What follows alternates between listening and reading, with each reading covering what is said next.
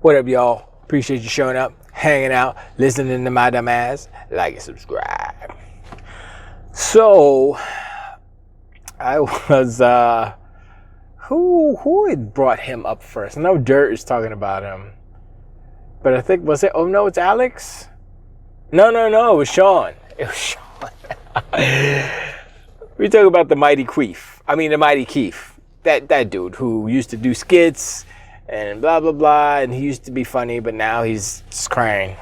He's like Tim Dog Jr., but more famous and blacker. So the Mighty Queef said that Atlas was whatever he's crying about them giving Microsoft the rights, the advertising deal, basically. The deals that Sony usually buys out for the industry, Microsoft got the bag and it gave it to Sega, gave it to Atlas. And the Mighty Queef is crying about it. Like, wah. You know that those games don't sell on Xbox, historically speaking, and blah, blah, blah. I was like, well, I mean, if you're going to buy out all the advertising and stuff, historically speaking, for those games for your console, and the other console doesn't get that, well, yeah, it's going to be, repercussions and such. But it's so... I used to think he was funny. Then I just stopped watching his videos, or he stopped putting them. I don't know what happened. The algorithm said you don't want to watch him or something. Thank you, algorithm. And now he has come back full force to Pony Donkey Unicorn. And he swears that he's neutral. But I don't believe it. I don't believe he's neutral. I believe he is a donkey unicorn of a certain I don't know what would you call him? Of a certain caliber. Not to try to give him any props or anything, but there are other donkey unicorns in this community that are better at being a donkey unicorn. So I say to that, he should probably go back to the skits, because he was pretty good at that stuff, making fun of Nintendo and Xbox, PlayStation, and all that stuff. I was like, yeah, okay, that's funny, yes, irony, whatever, blah, blah, blah, whatever the context was. But this... it's not funny. If you're known for being funny, and then you put stuff out there that's not funny, then it's not funny. And then people are like, what happened to the funny guy? Now he's just crying like a B.I.? I mean, that's a choice.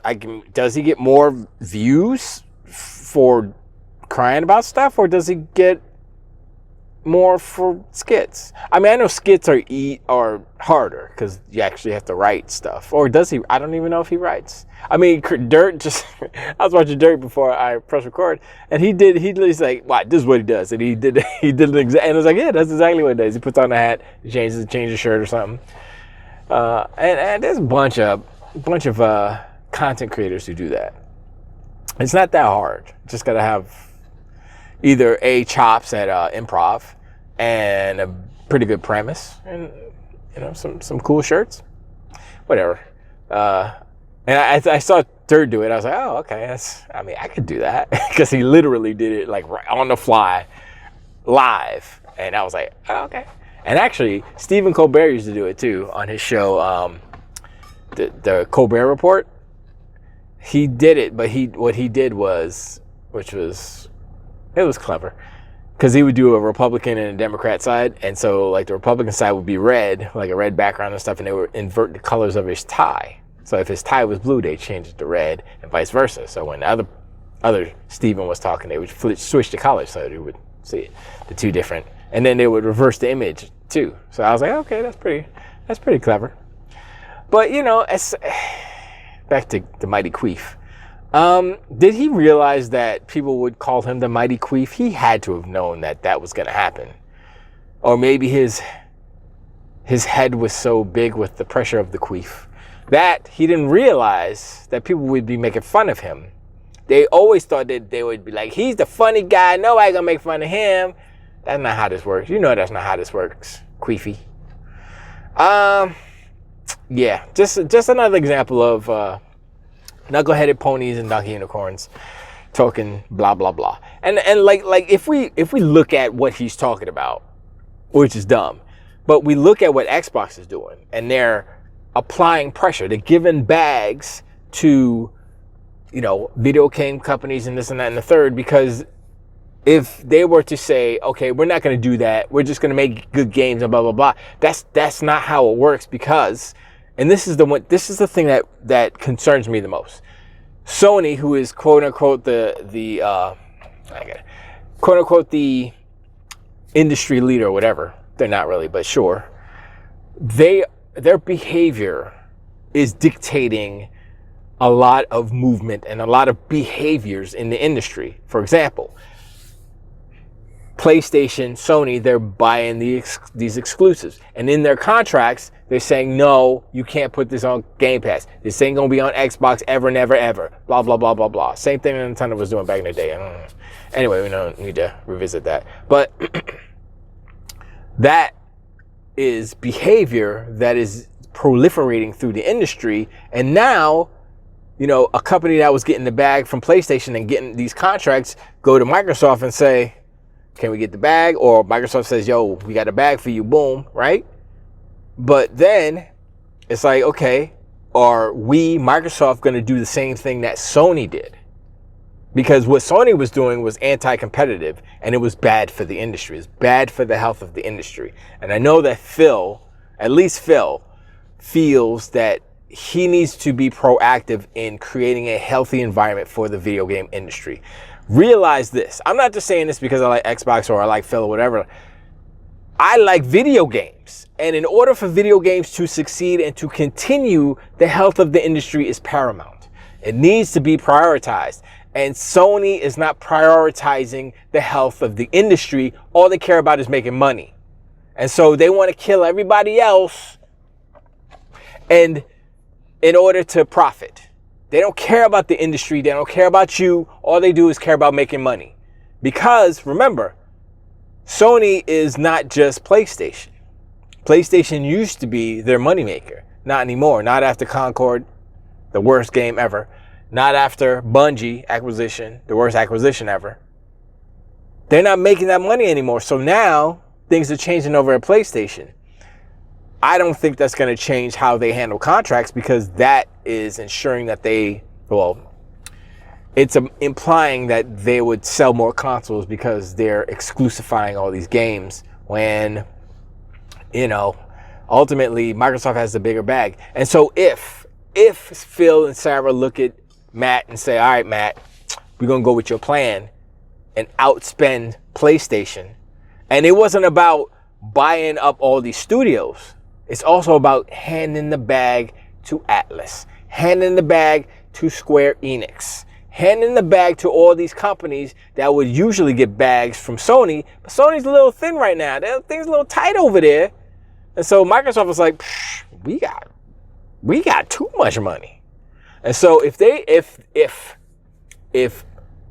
Microsoft does what I think they're going to do, I hope they continue this, even though it sucks, but that's the nature of the beast. That's the nature of the industry that has been proliferated and nurtured by Sony, giving the bag, causing these exclusives. Now, I know Xbox says they don't like exclusives and stuff. And so, like I said before, I think they're going to try to revert the whole industry back to what it was before, where it's not like year, 2-year, 5-year, 10-year exclusivity. It's more like 6 months.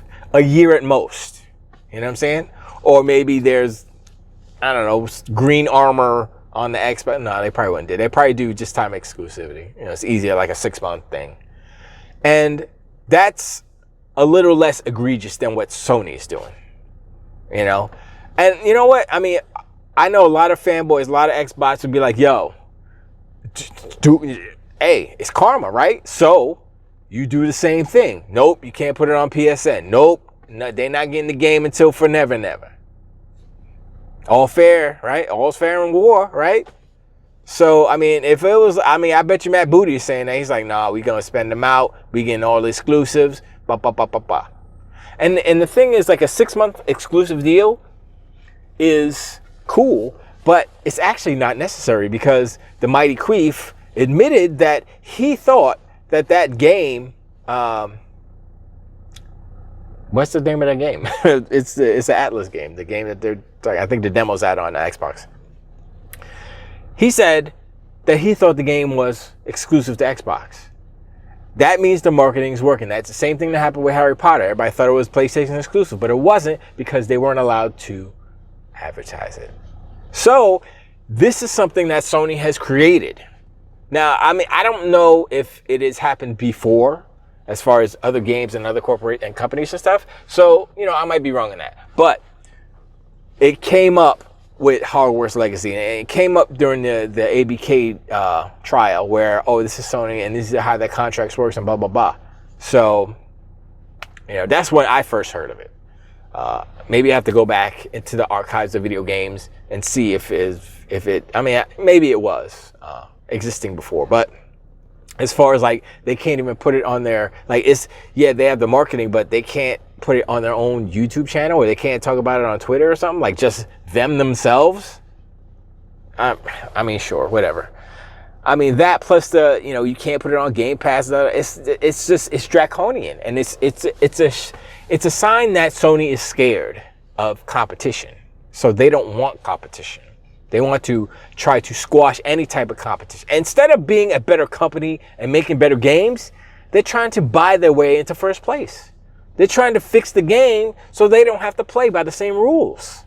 And I'm seeing this for years and years and years. And I'm like, why do you ponies and donkey unicorns follow this idiotic company that does these things? You see what they're doing. They're literally destroying the industry, starting with PlayStation, because, oh, console $699. Do you care to spend $200 more? I mean, and ultimately, it's like the moves that Sony's making now is showing that they're out of control and they need to recoup money, right? By any means necessary. So they raise prices, whatever. Nickel and dime, make it special edition, charge even more. So I'm like, all right. And I'm looking, I said this before, but you look at the PlayStation 4 Pro and how they handle that price-wise when it released, how all the prices shifted with the other models, and you look at what they're doing now, and right now it's not the same. It's not if they would have followed it exactly how they did it back then, which is what they're doing except for the prices, they probably this wouldn't be an issue. People wouldn't be like, we're not buying that. You know, nobody's going to buy the PlayStation 5 Pro. When I say nobody, I mean not as many people that bought the PlayStation 4 Pro. It was 14% or something like that, right? I'm going to say, I know I said, 10% or something like that. And I've heard people today say, half or something like that. I'm going to say their initial rollout units-wise as manufacturing would be maybe 1 million units. I'm going to say total lifetime sales of the PlayStation 5 Pro, 5 million units. At most, 5 million units. Doesn't matter how many total units PlayStation 5 sells as a whole, you know, regular and Pro included, 5 million PlayStation 5 Pros. That's it, because they already sold 12,300, right? Because that thing sold out, right? But they didn't sell the regular. Nobody wants it. The scalpers don't want it, so it's not going to sell. You know you're in trouble when the scalpers don't want you, because the scalpers, like, that stems from, like, the sneaker culture, right? And they would buy the sneakers and then they flip them, you know what I'm saying? You buy a sneaker for $150, you flip it for $3, depending on, you know, whatever it is. And that's existed for years, right? And now they started to get wise on these consoles, like, sure, we can make money on this too, let's go. But it ain't happening with the Pro. Nobody wants it. I'm looking at it, I'm like, I keep hearing people saying, nah, good. And here's the other thing about the whole situation. The PlayStation 4 and the PlayStation 4 Pro were not as powerful. Well, the PlayStation 4 Pro was not as powerful as the Xbox One X, right? We know this. But the PlayStation 4 Pro was good enough. It didn't have to be better than the Xbox. it was good enough. It was close enough, and they had their exclusives, but it was good enough. It wasn't the best, but it was good enough. Fast forward to now. PlayStation 5, PlayStation 5 Pro. The problem with selling the PlayStation 5 Pro and not shifting the prices all the way down and making that $550 and making the other ones like $399 or whatever is that the PlayStation 5 Amateur is good enough. It's so much so good enough that nobody wants to spend $700 on a Pro because it ain't Pro enough. They've created the same situation but inversed, and so maybe, well, I know this will happen for sure. People who were like waiting for the Pro to go into this generation of PlayStation are looking at the price and say, I'm just gonna get a regular. I'm gonna get a regular. I'm gonna get the refurbished $399 one. That's what I'm gonna get. That's what's gonna happen. And so that's why Sony did we're doing manufacturer refurbished, so they could sell more units, so they could beef up their numbers. But anyway, but anyway, the Mighty Queef is an idiot. He used to be funny. He's not funny no more. What are you gonna do? There's more funny people out there, so you go find them. And let me know in the comments if there's some funny people out there. Let me know. And I'm going to continue to call him the Mighty Queef. He doesn't know who I am, so it doesn't matter. He's not going to come after me or anything. I was thinking about replying to him on Twitter, but I started thinking about it. It's like, it sounds like work, because then I would have to go back and forth. I just don't. I don't really generally do that on Twitter, because I'm just like, I don't have the energy. I got the energy to be back and forth with you on some goofy ass. I got music to make. I got videos to make. I got music videos to make. Boop, boop, boop. Update on that. Still working on it. I extended the song at the end. I think I told y'all guys. But with the extension of the song, I have to extend the actual video itself. And I got a super dope idea. Well, it's better.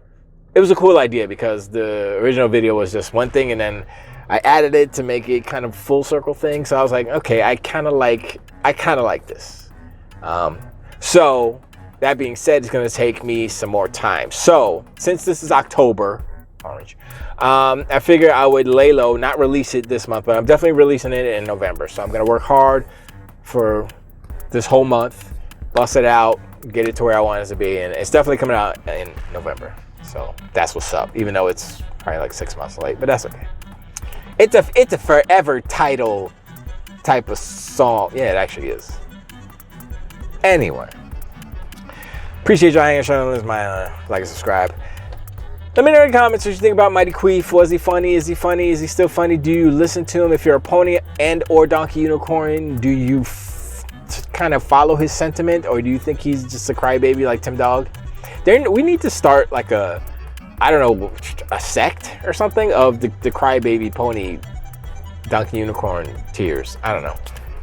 And I still, Sean, you got to send me your distribution of the pony tiers. I need some of that, man. Thirsty. Anyway, I appreciate. I'll catch y'all on the next one. Tilt the weight.